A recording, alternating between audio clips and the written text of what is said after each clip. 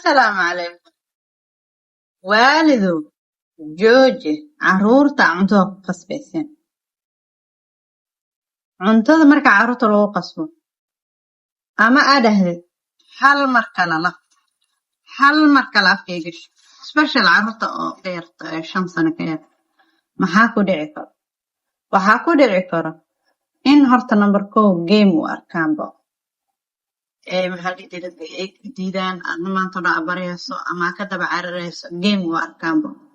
maalin ka dambeysana waxba ka cunto ka sii cararka ay ka sii darto maxaa kaloo dhici karo cunuga markaa saa u barayso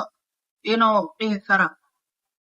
xanaaq wajigaa ka muuqan kara ama adiga xanaaqayso marmar ilaa warun markaa maanta laga diido oo maanta oo dhan cuntada ka dawad laga diido waad xanaaqaysaa soo ilmihina carruurtana xanaaqa badanaa waxay u arkaan wax iska khatar ah marka 5 sano ay ka yaryihiin waa khatar qof weyn oo laga xanaaji karo